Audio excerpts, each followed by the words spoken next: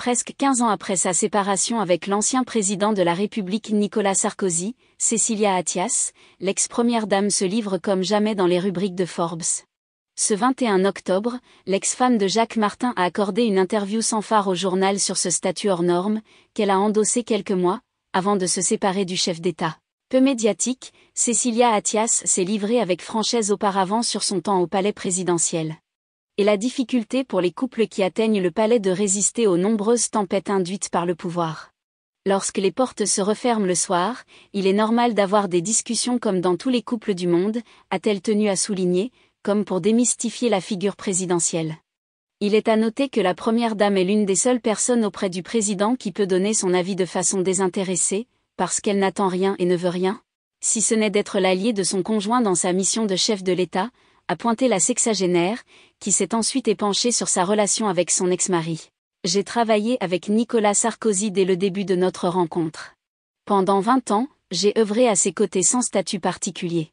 Je n'ai jamais cessé de travailler avec lui, a-t-elle expliqué. Indiquant que leur arrivée rue du Faubourg Saint-Honoré n'était à ses yeux qu'une collaboration de plus à ajouter à leur histoire. Je l'ai vécu comme un honneur, a tout de même précisé celle qui s'était rendue seule à Tripoli, en Libye. En toute fin de négociations menées par l'Union européenne pour la libération du médecin et des infirmières bulgares. Forte de cette courte expérience de première dame, Cécilia Attias a un avis bien tranché sur ce que devrait ou ne devrait pas faire ou dire l'épouse du président.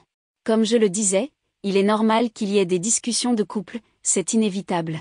À côté de cela, la première dame n'a pas à interférer dans les choix politiques et diplomatiques de son mari.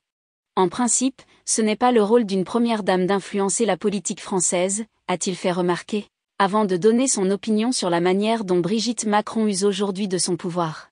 Je pense très sincèrement qu'elle est formidable, a révélé l'autrice d'une Envie de vérité, édition Flammarion, 2013.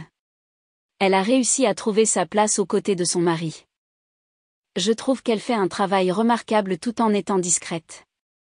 C'est une femme intelligente et son travail est fait de manière efficace, a-t-elle enfin salué.